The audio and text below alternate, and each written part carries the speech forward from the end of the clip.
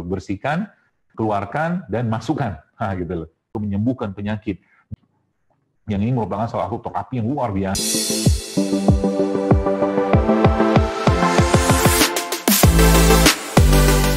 Kemarin itu saya sempat bagi ini semua itu menjadi 3 hal yang sebenarnya sederhana sekali.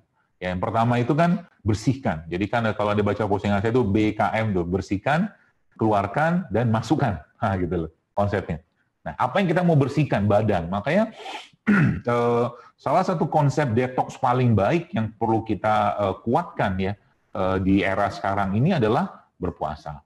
Berpuasa itu bentuk detoksifikasi yang paling luar biasa.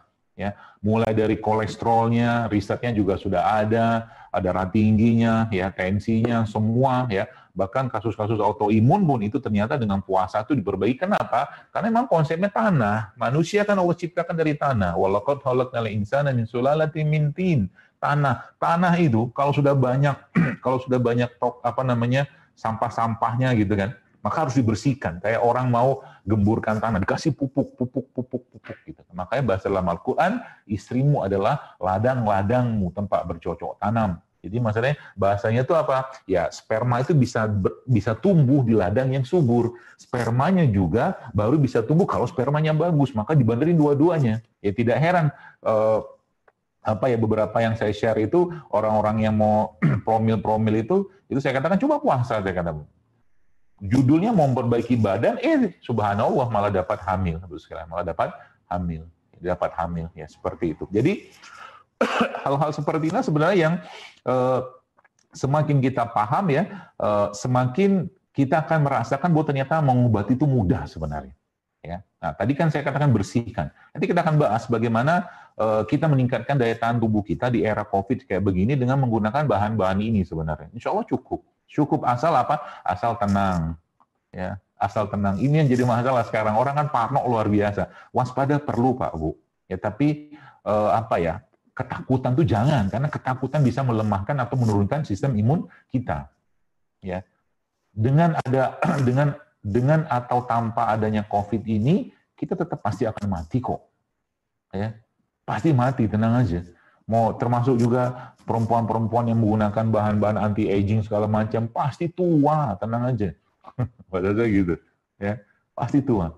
Ngapain juga ribut anti-aging? Yang diperbaharui itu bukan sel kulitnya, tapi imannya diperbaharui supaya ngadepin COVID kayak begini, wabah kayak begini, ya.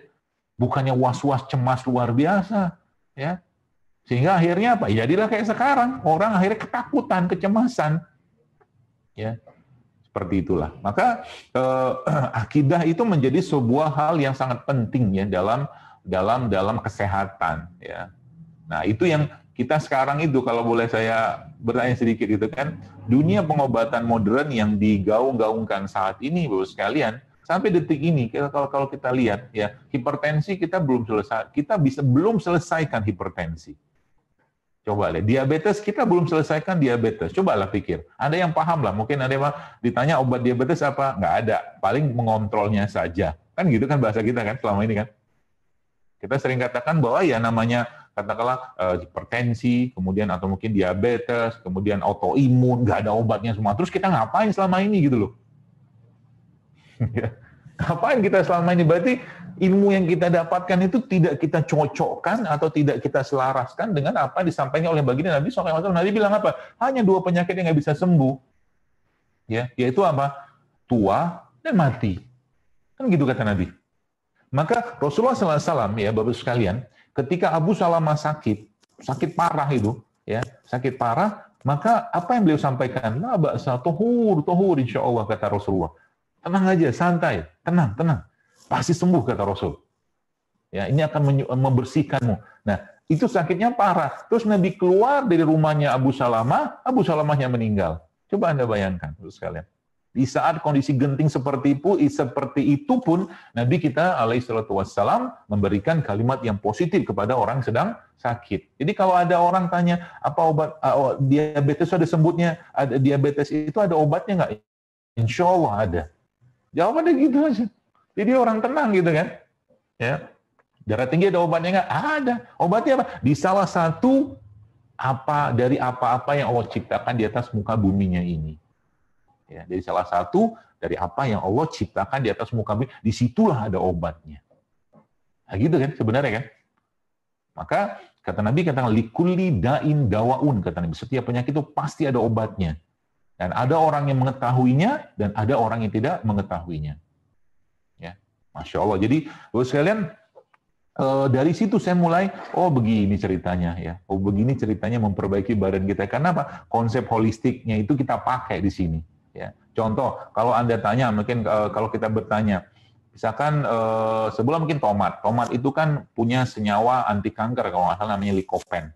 Jadi kalau ditanya, ada orang misalkan dia punya kanker prostat atau apalah gitu kan, kanker tumor kayak begitu, dia mulai mengkonsumsi tomat gitu kan, terus kita tanya, berarti lycopene yang ada pada tomat ini yang mengobati atau menyembuhkan kankernya? Itu pernyataan yang keliru sebenarnya. Jadi kalau bilang apa menyembuhkannya, pastinya Tuhan ya, pastinya Allah, tapi jawabannya ya tomat itu secara keseluruhan. Ya, ini yang saya katakan pahamnya holistik, bukan reduksionis, bukan lycopennya, sama juga dengan kunyit tadi. Ya, karena mereka multi reseptor, banyak reseptornya sehingga dia bisa punya peran yang sangat banyak gitu kan. Jadi Anda kalau kita minum kunyit bukan cuma sekedar dapat itunya aja, dapat anti agregasi plateletnya aja, tapi dapat yang lain. Ini juga sama nih, habatus sauda. Meskipun bukan tumbuhan asli Indonesia, yang ada hadisnya. Ya, bahkan saya pernah baca itu dalam di internet itu orang-orang barat tuh menjual ini, mereka sebutnya black cumin yang mengandung satu bahan namanya itu apa ya? Saya lupa. Belakang itu olol-olol gitu kan, yang ternyata bahan itu punya peran untuk menyeimbangkan metabolisme hormon di badan kita. Jadi bagi bapak-bapak nih, ya, yang kalau mau hormonnya lebih baik ya memang minum ini, ya, minum habatus sauda ini, salah satu disarankan nih. Dan hadisnya pun jelas seperti itu. Nah, terus kalian, lalu apa lagi yang kita bisa bahas ini? Konsep bersihkan tadi ya. Konsep bersihkan tadi adalah mulai dari ada puasa Ramadan. Puasa Ramadan ini kaitannya dengan apoptosis, kaitannya dengan autofagi. Ya, saya mempelajari, oh ternyata sebenarnya Muslim atau tidak Muslim dia, dalam 1 tahun ya 30 hari dia wajib untuk tidak makan, tanda kutip wajib itu tadi. Ya, karena memang proses apoptosis itu terjadi per 12 hari. Ya, jadi kalau kita ambil 365 dibagi 12 maka akan ketemu angka 30. Ada puasa Ramadan. Jadi buku ini pun menjelaskan tentang puasa itu, puasa yang buku Longevity ini. Kalau saya baca, oh ternyata ada puasa juga. Ya, puasa-puasa yang diajarkan oleh baginda Nabi SAW. Ya, meskipun mereka nyebutnya bukan puasa kayak ayamul bid 3 hari sebulan itu tidak. Ya. 30 hari Ramadan, 6 hari Syawal, Senin Kamis, itu fasting twice a week itu ada penelitiannya juga. Ya, puasa 2 kali seminggu. Kemudian puasa puasa sunnah, dan terakhir yang paling ultimate itu puasa Daud, ya, puasa sehari libur gitu. Itu kan proses ini saya katakan toolsnya yang kita bisa pakai sebenarnya, ya. Tapi memang mengajarkan ini kepada orang itu memang butuh apa ya? Butuh kita juga mengerjakannya dan juga butuh kita sampaikan kepada mereka mengapa mereka harus kerjakan ini. Sering saya sampaikan di kajian-kajian, saya katakan tubuh kita ini dititipkan sama Allah, raga kita dititipkan. Maka tolonglah berpikir untuk bagaimana mengembalikan raga ini kepada Rob kita, kepada Tuhan kita dalam keadaan yang baik juga. Sebagaimana dulu dia menciptakan keadaan yang baik. Kalau tidak apa? Berarti kita menyia-nyiakan tubuh ini. Ini mati, memang sakit itu adalah takdir, betul, tapi kita bisa berpindah di takdir yang lain. Dengan cara apa? Jaga makanan, jaga minuman, jaga apa yang kita konsumsi setiap hari. Ya. Nah, yang kedua, Bapak sekalian, ya tadi bersihkan. Yang kedua itu adalah keluarkan. Ya, keluarkan ini dikeluarkan dengan cara apa? Nah, ternyata kalau dilihat dari struktur pembuluh darah kita ini memang paling dominan ya, paling dominan itu adalah kapiler. Hampir 40% lebih itu kapiler. Dan kapiler ini memang tidak bisa dijangkau ya, kecuali dengan dimanipulasi terapi dan salah satu bentuk pembersihan dari kapiler-kapiler yang terganggu atau mungkin banyak CPS itu causative pathological substance, itu adalah dengan cara bekam atau hijamah. Ya, maka bekam itu ya penelitiannya sudah ada, bahkan insya Allah kapan hari Ahad ini saya sama beberapa teman-teman ada yang sudah, ada satu namanya Pak Wahyudi ya, Pak Wahyudi itu beliau seorang dokter yang sudah mengambil tesisnya tentang bekam juga, ada satu lagi dokter saraf juga juga yang itu penelitian mereka tentang bekam dan hasilnya memang memuaskan sekali ya tentang bekam. Ala kulli hal di balik itu semua memang ada hadisnya yang lebih jelaskan ya. Ada hadis yang lebih jelaskan bahwa berbekam pada tanggal 17, 19, 1, 21 itu menyembuhkan penyakit. Dan yang menariknya lagi, sebelum tanggal itu, ya sebelum tanggal 17 tadi kita kan disunahkan, ada 13-nya, maaf, ada 13-nya, ada 14-nya, 15-nya kita disunahkan untuk berpuasa. Bapak sekalian, yang WA atau mungkin yang email ke saya itu juga ada teman-teman saudara-saudara kita dari saudara bangsa kita dari Bali ya, yang mereka bukan Muslim loh, Masya Allah. Yang beliau mereka menyatakan terima kasih atas resep-resepnya gitu kan ya. Silakan sesuaikan dengan agama masing-masing saya katakan, karena emang kesehatan sifatnya universal. Kesehatan itu sifatnya universal, ya lintas agama. Kita mau tolong aja.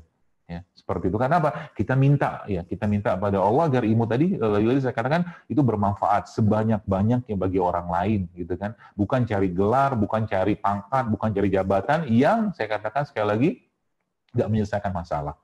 Maka kembali saya mungkin meluruskan niat ya, saya diri dan teman-teman, mari kita perbaiki niat tadi ya. Nah, kembali Bapak sekalian ke masalah keluarkan tadi. Nanti mungkin silakan dibaca lah tentang riset-riset tentang hijama atau blood cupping ini ya. Yang ini merupakan salah satu terapi yang luar biasa ya, yang bisa kita pakai sebenarnya. Di COVID ini pun juga sama, tentunya dengan protokol-protokol yang kita kita lakukan ya. Nah, kemudian yang terakhir ini baru masukan. Tadi kan bersihkan, keluarkan masukan. Nah, masukan Ibu sekalian, ya, masukkan bahan-bahan terbaik yang sudah Allah ciptakan di muka buminya ini. Ya. Kalau saya ditanya apa, misalkan contoh, dokter apa saran dokter buat orang-orang yang darahnya mengalami pengentalan? Paling gampang ini aja nih, bawang-bawangan. Jadi bawang-bawangan ini biasanya punya kemampuan mengencerkan darah yang sangat luar biasa. Ya, di buku ini pun juga dikasih tahu tuh di buku fitoterapi tadi juga disampaikan tentang itu. Ya, bawang-bawangan memang bentuknya, kalau kita lihat bentuknya ya, kalau kita belah bawang ya, Bapak sekalian, bawang ini kan kalau dibelah gitu kan, dia bentuknya kayak saluran darah bentuknya bawang itu. Jadi Masya Allah ya, kalau bicara tentang barang-barang ini semua nih, kalau kita ngerti morfologinya, rasa segala macam, kita coba lihat pada tubuh kita, ya sebenarnya gampang sih ilmunya gitu kan. Dari rasa itu kita bisa dapatkan khasiatnya kemana, dari bentuknya juga sama, ya termasuk juga bentuk-bentuk kayak begini sebenarnya kan kalau Anda lihat kan bentuknya hampir-hampir nggak beraturan ya. Ya dalam ilmu tumbuhan ya yang saya pahami itu ya, itu emang bentuk itu tuh menyerupai dengan indikasinya dia. Jadi kayak kunyit gini kan, jahe, ya lengkuas, kan bentuknya nggak beraturan kayak kanker. Maka mereka ini memang mempunyai aktivitas anti kanker. Coba aja lihat, baca penelitiannya, gitu loh. Jadi memasukkan tadi itu adalah memasukkan yang pertama pastinya halal ya, yang kedua thayyib ya, yang memang bermanfaat buat tubuh kita ya. Ya termasuk di sini sering saya sampaikan, kalaulah Indonesia ini ya, negeri kita ini kembali ke rempah dan rimpang. Ini contoh misalkan cengkeh kayak begini, cengkeh. Coba baca, di buku itu dijelaskan tentang cengkeh. Manfaatnya luar biasa cengkeh ini. Antioksidannya, minyak menguapnya, ya bisa buat gigi, bisa buat hipertensi juga, atau juga buah pala kayak begini, Bapak sekalian. Ya. Maaf, kapulaga kayak begini. Ini yang dulu kan diambil sama Belanda. Diambil sama Belanda, dijajah kita sekian tahun, kitanya sekarang kagak deket-deket sama mereka ini. Kan sayang. Ya. Maka kembalilah ke mereka ini, dan satu hal lagi mungkin, kalau kita bicara tentang pencernaan tadi ya, 80% ya imunitas kita itu dibuatnya di pencernaan. 80%. Maka kalau kayak boleh saya katakan sekarang ini ya, Bapak Ibu sekalian, Anda perlu berpikir bagaimana meningkatkan mereka dengan memperbanyak sistem atau mungkin meningkatkan pasukan bakteri baiknya, yaitu dengan cara mengkonsumsi makanan-makanan probiotik kayak begini. Kan tempe nih. Kalau ada yang pernah makan tempe, ya tempe itu sebenarnya kedelainya kan sudah matang, sudah direbus ya. Jadi Masya Allah sebenarnya dalam buku mana ya? Dalam buku probiotik yang saya jelaskan tadi itu ternyata vitamin B12 dan beberapa jenis vitamin B yang lain itu meningkat hampir 1000 kali dengan fermentasi yang dilakukan pada tempe ini. Masya Allah ya. Meningkat ya, karena memang fermentasi itu salah satu atau minuman lah, katakanlah minuman atau makanan fermentasi itu salah satu makanannya penghuni surga. Di surga kan ada sungai dari khamar yang tidak memabukkan. Nah, kita lihat di sungai itu kan ada jahe. Orang di surga kan di surga itu kan ada sungai dari jahe, ada sungai dari madu, ada sungai dari susu, ada sungai dari khamar. Ya, khamar itu kan dibuat dari produk fermentasi. Ya, maka masa depan, kalau boleh saya bilang ya, masa depan kesehatan kita ke depan itu, ya salah satunya adalah produk-produk probiotik atau fermentasi kayak begini. Dan tempe ini kalau Bapak Ibu makan ya, kayak begini udah enak sebenarnya. Ya, apalagi Anda tambahkan dengan madu, ya, kayak campurkan madu, nah makanlah ya dalam kondisi COVID kayak begini ya, sekali sehari gitu kan, ya sepiring kayak beginilah, kasih madu sedikit, itu insya Allah enak. Jangan Pak Ainur Rofiq sudah nyobain nih kayak gini. Sudah belum Pak? Iya, enak kok rasanya ya. Apalagi Anda di Jawa kan, banyak tempe-tempe yang lebih gampang didapatkan di sana. Ya. Kemudian itu probiotik. Jadi produk-produk probiotik itu sekarang kalau boleh saya mungkin sarankan kepada Anda, coba mulai ditelusuri lagi. Karena memang rahasia imunitas kita letaknya di situ. Jadi kalau bahasa itu klan probiotik sama klan antibiotik, nah, gitu. Klan probiotik sama klan probiotik. Nah, kalau antibiotik kan memang kerjanya cepat, tapi masalahnya juga antibiotik ini kan ngebunuhin kuman-kuman atau bakteri-bakteri komensal atau bakteri-bakteri baik. Nah, sedangkan probiotik ini hampir-hampir enggak gitu kan. Ya, tinggal dibuat caranya kayak gimana sekarang ya, itu seperti itu. Nah, apa makanan-makanan mereka ini Bapak sekalian? Jadi makanan-makanan bakteri-bakteri tadi atau si probiotik tadi itu yang kita kenal sebagai prebiotik atau makanan yang mengandung oligosakarida. Yang kalau dalam para ilmuwan tuh mengatakan disebut dengan short chain fatty acid atau asam lemak rantai pendek. Dan ternyata asam lemak rantai pendek itu terbaiknya ada pada kurma. Jadi asam lemak rantai pendek itu sebenarnya terbaiknya ada pada kurma. Ya. Dan makanan-makanan bakteri tadi Bapak sekalian itu letaknya itu ada pada produk-produk asam amino seperti madu, habatus sauda, habatus sauda juga ada, kurma juga ada, termasuk air kelapa. Ya, air kelapa itu kan ada air kelapa muda, ada air kelapa tua. Air kelapa muda sama air kelapa tua itu coba baca penelitiannya itu beda kandungan.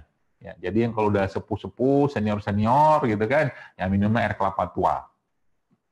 Ya. Coba aja buktiin. Nanti coba rasakan badannya kayak apa rasanya. Yang masih fresh, yang mungkin usianya 30 ya, mungkin atau 40, di bawah 40 tahun gitu kan, atau mungkin 20 tahunan gitu. Nah, itu minumnya air kelapa muda. Kandungannya beda. Ya. Saya punya seorang guru juga lah, saya nyebutnya guru meskipun saya nggak langsung berguru dengan beliau ya. Beliau juga seorang farmasi juga, dia domisilinya di Makassar ya. Namanya Dr. Mansur Ibrahim, mungkin bapak-bapak mungkin pernah kenal ya, atau mungkin pernah tahu beliau. Beliau itu sangat-sangat intens dengan tumbuhan dan herbal-herbal yang Allah ciptakan itu sekalian. Yang luar biasanya itu beliau menciptakan produk herbal kayak begitu yang berbasiskan teknologi dengan menggunakan freeze dry dan decentrifuge. Saya pernah masuk ke pabriknya beliau itu, jadi herbal-herbal kayak kunyit kayak begini nih, ini dibikin serbuk oleh beliau, nanti dicentrifuge sampai 60.000 kali putaran, kemudian di freeze dry dulu, dibekukan sampai minus 60 derajat. Itu ternyata dengan dua teknologi tadi, herbal tadi, atau mau ngandalin kunyit sama meniran doang, karena beliau juga peneliti, ya penelitian beliau di internet juga cukup banyak yang dipublish gitu kan, yang terindeks Scopus, setahu saya hampir ada 10 ya penelitian beliau yang terindeks Scopus Q1 apa seperti itu termasuk yang salah satunya itu adalah dengan menggunakan kunyit dan meniran. Kunyit dan meniran itu dengan digabungkan itu ternyata bisa sebagai pengganti kemoterapi ya, berdasarkan risetnya beliau. Jadi ini semua kalau kita kembangkan dulu sekalian, inilah masa depan Indonesia sebenarnya. Ya, masa depan Indonesia. Jadi kalau Anda yang sudah punya ilmunya, tinggal switching sedikit. Jadi kalau bahasa saya itu switching sedikit. Ya,